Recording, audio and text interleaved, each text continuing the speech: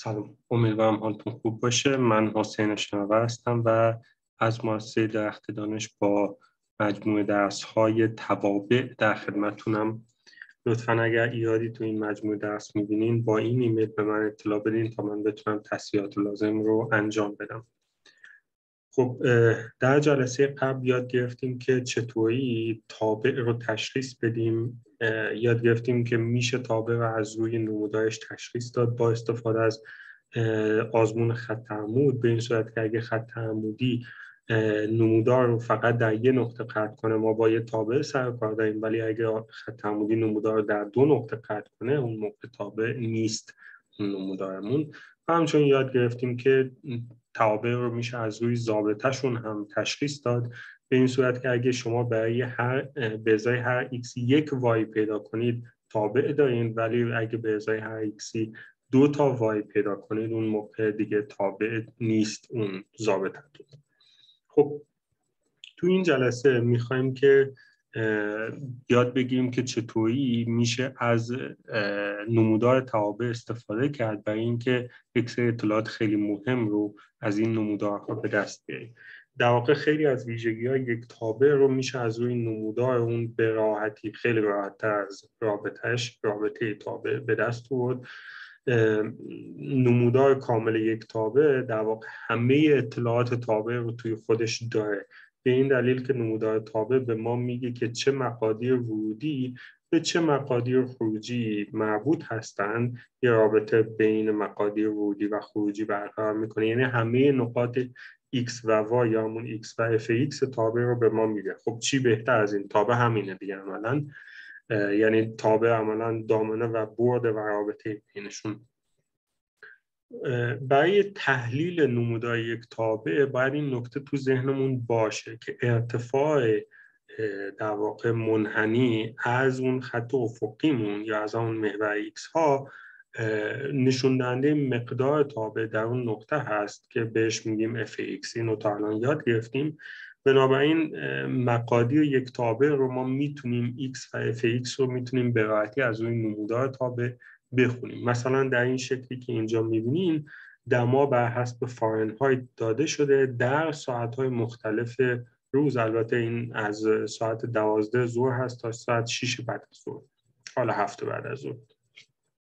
با استفاده از این نموداری که اینجا داریم خیلی اطلاعات میتونیم به دست بیاریم و من الان خدمتتون میگم که مثلا چه اطلاعاتی. ببینید مثلا فرض کنید که ما میخوایم که دما بر حسب فارنهایت رو در ساعت 1 بعد از ظهر، در ساعت 3 بعد از ظهر و در ساعت 5 به دست بیاریم. خب در ساعت 1 بعد از ظهر یعنی اینجا من میام بالا و میبینم که دما در این نقطه هست که اگه خط افقی رسم کنم میبینم که دما میشه 25 درجه فارنهایت. و همین صورت در ساعت 3 بعد از ظهر میام بالا و میبینم که منحنی اینجا قطع میشه و اگه بیام اینجا میبینم که دما در ساعت 3 بعد از ظهر 30 درجه فارنهایت هست و در ساعت 5 بعد از ظهر میام بالا اینجا و میبینم اینجا قطع میشه و دما در واقع 20 درجه فارنهایت هست. و همین صورت شما میتونید دما در هر ساعت دیگه بین ظهر، یعنی بین ساعت 12 ظهر و ساعت 6 و 7 بعد از ظهر بخونید خیلی راحت. مثلا میخوایم بدونیم که دما در ساعت 2 بیشتره یا در ساعت 4. برای اینکه این رو بتونیم بخونیم ببینید دما در ساعت 2 این قدره، یعنی تقریبا 34-5 درجه است، ولی دما در ساعت 4 این قدره، یعنی تقریبا 25 درجه است. پس دما در ساعت 2 بعد از ظهر بیشتر از دما در ساعت 4 بعد از ظهر در این روز خاصی که حالا ما دماش رو اینجا پیدا میکنیم. و میخوایم بدونیم که در چه زمانهایی دمامون شده 25 درجه فارنهایت. برای اینکه این زمان رو پیدا کنیم خط 25 درجه فارنهایت این خطی است که شما اینجا میبینید. ببینید این خط در واقع y یا حالا همون t مساوی 20، این خط t مساوی 30 و این وسطش میشه خط t مساوی 25. خب ما باید زمانهایی رو پیدا کنیم که در اونها مقدار دما 25 هست، یعنی زمانهایی که نمودار خط افقی تی مساوی 25 اون نمودارمون رو قطع میکنه. خب اگه این خط رو در نظر بگیرم، این نمودار قرمز رنگ رو در این نقطه قطع میکنه، یعنی در x مساوی 1 در زمان در ساعت 1 بعد از ظهر، و همچنین در این نقطه یعنی در ساعت 4 بعد از ظهر. پس در ساعت 1 بعد از ظهر و در ساعت 4 بعد از ظهر، همونجوری که قبلا هم اشاره کردیم، دمامون میشه 25 درجه فارنهایت. و میخوایم بدونیم که در چه زمانهایی دما بیشتر از 25 درجه فارنهایت، که خب میتونم ببینم که زمانهایی دما بیشتره که این نقاط رو دارم، یعنی دما که خب بیشتر از 25 درجه است اینجا هست، یعنی بین ساعت 1 بعد از ظهر تا ساعت 4 بعد از ظهر. پس در زمانهای بین 1 تا 4 بعد از ظهر دما برای من بیشتر یا مساوی 25 درجه فارنهایت است. و دست آخر میخوایم بدونیم تغییر کل در دما از ساعت 1 تا 3 بعد از ظهر چقدره، که خب دما در ساعت 3 بعد از ظهر 30 درجه است، میتونید اینجا ببینیدش، قبلا هم محاسبهش کردیم. دما در ساعت 1 بعد از ظهر هم 25 درجه است و این دوتا رو نرخ کل تغییر اگه بخوام حساب کنم میشه 30/25 یا همون 5 درجه فارنهایت، که این میشه تغییر دمامون از ساعت 1 تا ساعت 3 بعد از ظهر. همونجوری که دیدیم خیلی اطلاعات رو ما میتونیم از یه نمودار بخونیم و الان یاد میگیریم که چه اطلاعات دیگه رو هم میتونیم بخونیم. ببینید مثلا دامنه و برد یک تابع رو شما میتونید از روی نمودار بخونید، به این صورت که اگه این شکل رو اینجا دقت کنید بهش دامنه و برد یک تابع مثل تابع y مساوی fx رو میتونیم اینجوری تشخیص بدیم که دامنمون میشه همه مقادیر ممکن برای x. ببینید نمودار از اینجا تا اینجا اومده، x هامون اینها هست، x هایی که زیر نمودار قرار گرفته میشه همون دامنه ما، و y ها هم اینجا هست. ببینید مثل اینه که از بالا شما نور بدین، یا در واقع چراغ بگین و تصویر این منحنی میفته روی محور x ها، از اینجا تا اینجاش میشه همون دامنه شما، و اگر از سمت راست اینجوری نور بدیم بهش، تصویر منحنی میفته روی محور y ها و اینجا میشه باز برد شما. پس چطوری دامنه و برد رو پیدا میکنیم؟ از روی نمودار دامنه مجموعه همه مقادیر x که برای اونها fx تعریف شده، برد هم مجموعه همه مقادیرمون fx مون هست، این بردمونه و این دامنمونه. مثلا میخواییم که نمودار تابع fx مساوی رادیکال 4 x2 به ما دادن که این نمودار هست یا نیم دایره است، قبلا هم در موردش صحبت کردیم تو جلسه قبل. میخوایم بدونیم که با توجه به این شکلی که اینجا داریم دامنه و بعد این تابع به چه صورت هست. میتونیم ببینیم که x های این تابع ببینید از -2 تا -2 هست، پس دامنه ما میشه از بازه بسته -2 تا 2 نقاط انتهایی هم جزو در واقع تابع من هستن، و برد هم یعنی مقادیر y هم از 0 تا 2 هست، پس برد هم میشه از 0 بازه بسته 0 تا 2. اینجوری میتونیم دامنه و برد رو پیدا کنیم. این شکل کلی رو یادتون نره، این خیلی مهمه، دامنه و برد رو از روی اینها تشخیص میدیم. خب یه نکته مهم دیگه ای که ما میتونیم با توجه به نمودار توابع اینها رو تشخیص بدیم مقایسه مقادیر تابع هست و مخصوصا حل نموداری معادلات و نامعادلات. ببینید فرض کنید مثلا من میام 2 تا تابع رو، توابع f و g رو توی یک نمودار میام رسم میکنم و میتونم اینها رو با هم مقایسهشون کنم. در نقاطی که 2 تا تابع هم دیگر قطع میکنم مثل این نقطه و این نقطه، مقدار 2 تا تابع با هم برابر میشه، بنابراین جواب معادله fx مساوی gx که خیلی معادله پرکاربردیه، جوابش در واقع میشه این نقاط، یعنی میشه x مساوی a و x مساوی b.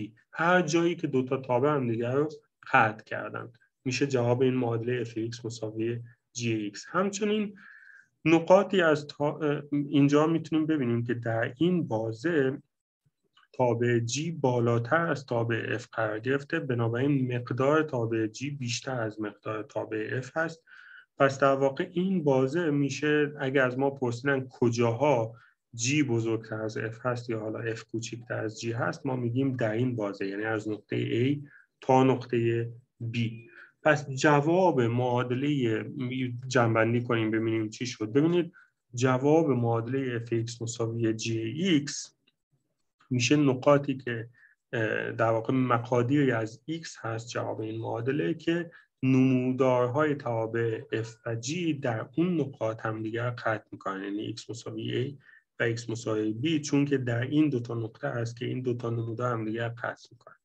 همچنین جوابهای نامعادله fx کوچکتر از g مقادیری از x هستند که نمودار تابع g در اون نقاط بالاتر از نمودار تابع f قرار میگیره. ببینید این g و این f. پس از نقطه در واقع A تا نقطه B بازه باز A تا B میشه جواب معادله fx کوچکتر از gx. طبق معمول بهترین راه برای اینکه این مفاهیم رو یاد بگیریم اینه که مثال حل کنیم و من چند تا مثال براتون در نظر گرفتم. ببینید فرض کنیم که میخوایم این معادله‌ای که اینجا هست و این دوتا نامعادله رو حل کنیم به صورت نموداری. برای اینکه این کار انجام بدیم میتونیم این نمودارها رو با استفاده از متماتیکا رسم کنیم. فقط من دو تا تابع تعریف میکنم، یکی تابع fx مساوی 2x2 به علاوه 3 و یکی تابع gx مساوی 5x به علاوه 6. یعنی سمت راست این سمت چپ این روابط میشه f، سمت راستشون میشه g. خب حالا میام این تابع رو رسم میکنم، اینجا رسمشون کردم، اینجا هم همینجور، اینجا هم همینجور. سوال اینه که کجاها 2x به علاوه 3 مساوی 5x به علاوه 6 میشه؟ یعنی قسمت اول قسمت A سوالمون اینه. با توجه به این نموداری که اینجا رسم شده میتونم به راحتی ببینم که این دو تا تابع، یعنی تابع f و g که ببینید این f هست، این سهمی و این خط هم g هست، این f و g در این نقطه و در این نقطه هم دیگر قطع کردن که اگه بیام از روی نمودار بخونمشون این نقطه xش میشه منفی نیم، اینجا نوشتم، و این یکی نقطه هم xش میشه 3. پس جوابهای این معادله x مساوی نیم منفی نیم ببخشید و x مساوی 3 هست و میتونین قرار بدین این دوتا هم اینجا و ببینین که جواباتون هست واقعا. همچنین از من پرسیده شده که کجاها 2x به علاوه 3 کوچکتر یا مساوی 5x به علاوه 6 هست. یعنی کجا هست که نمودار سهمی من پایین‌تر از نمودار خطم قرار میگیره که خب میتونم اینجا تشخیص بدم دیگه. از این بازه، تو این بازه، از این نقطه تا این نقطه میتونم از روی نمودار به راحتی تشخیص بدم که از نقطه منفی نیم x مساوی منفی نیم تا نقطه x مساوی 3 که اینجا نوشتمش، بازه بسته منفی نیم تا 3 جواب این نامعادله هم هست، یعنی 2x به علاوه 3 که نمودارش این هست زیر نمودار 5x به علاوه 6 میفته، یعنی کوچکتر از 5x به علاوه 6 هست. همچنین اگر از من پرسیدن کجا 2x به علاوه 3 بزرگتر از 5x به علاوه 6 هست که خب دیگه میشه این نقاطی که این 2x به علاوه 3 بالای خط میفته، یعنی از اینجا تا اینجا و از اینجا تا اینجا که خب میتونم ببینم که این در واقع قسمتی از محور x ها هست که قرمز رنگه، یعنی از بازه منفی بی‌نهایت تا منفی نیم و از نقطه 3 تا مثبت بی‌نهایت. اجتماع این دوتا میشه جواب قسمت سوم. این معادله ها رو که اینجا دیدیم میتونیم به شیوه جبری هم حلش کنیم که توی کتاب اولمون که همون معادلات و نمودارها بود در مورد این صحبت کردیم که معادلات و نامعادلات رو چطوری حل کنیم. یادتون نره یه جدول تعیین علامت کشیدیم برای حل نامعادلات، لطفاً به اون روش ها هم نشون بدین. این اولیش که میشه به روش دلتا حل کنیم، خیلی ساده است. خب جواباش هم به راحتی به روش دلتا به دست میاد، نیم و منفی نیم و 3. این دومی و سومی هم به راحتی میتونید به روش جدول در واقع تغییر علامتتون و اینها میتونید به راحتی جوابش رو پیدا کنید. یه روش دیگه که برای حل این معادلات و نامعادلات میشه استفاده کرد اینه که به جای اینکه دو تا تابع در نظر بگیریم f و g، همه جملات رو ببریم یک سمت و فقط یک تابع رو رسم کنیم و بر اون اساس بیایم تصمیم بگیریم که جوابمون چیا هستن. مثلا اینجا میخوایم معادله و نامعادله A و B رو حل کنیم. معادله A مون هست x3 به علاوه 6، معادله B مون هست 2x2 به علاوه 5x. و اینکه اینو حل کنم، این 2x2 به علاوه 5x رو میام سمت چپ، معادلم میشه x3 منهای 2x2 منهای 5x به علاوه 6 مساوی 0. این رو به عنوان یک تابع fx تعریف میکنم. fx میشه مساوی x منهای 2x2 منهای 5x به علاوه 6 و سوال این هست که این کجا میشه 0. خب اینو میدم به یه نرم افزار یا حالا اون وبسایت محاسب برام رسمش میکنه و از خود در واقع میبینم تو شکل که کجاها fx هم شده مساوی 0. fx مساوی 0 یعنی کجا محور x ها نمودارم رو قطع کرده. میتونم ببینم که در این نقطه هست یعنی x مساوی -2، در این نقطه هست یعنی x مساوی 1 و در این نقطه یعنی x مساوی 3 که جواب‌ها هم اینجا براتون نوشته شده. حالا میخوام که معادله x3 به علاوه 6 بزرگتر یا مساوی 2x2 به علاوه 5x رو حل کنیم. بازم به همین روش این 2x2 به علاوه 5x رو میاریم این طرف که منفی میشن، یه تابع جدیدی تشکیل میشه بازم تابع fx و سوال این هست که کجاها fx بزرگتر یا مساوی 0، یعنی کجا هست که نمودار fx بالای محور x قرار میگیره، کجا بزرگتر یا مساوی 0 هست که میتونیم ببینیم که در بازه بسته -2 تا 1 هست و در بازه بسته 3 و بی‌نهایت که متاسفانه اینجا بی‌نهایتش رو به جای اینکه باز بذاریم بسته گذاشتیم. این اشتباه، بی‌نهایت باید این طرفش باز باشه.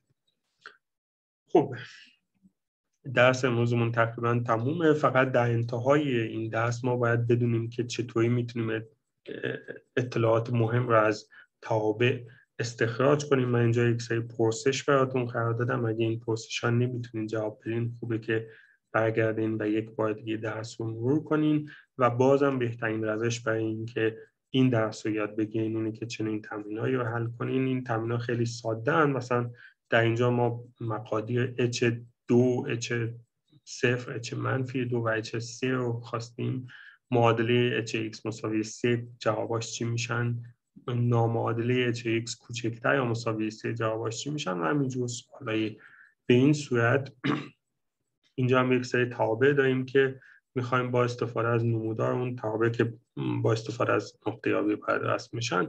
بعد از اینکه اینجوری با نقطه یابی رسم یعنی میخوایم که دامنه و بعد توابع رو در واقع بیایم تعیین کنیم. اینجا هم همینجور، فقط اینجا از تو سوال بعدی از نرم افزار و یا وبسایت باید استفاده کنیم.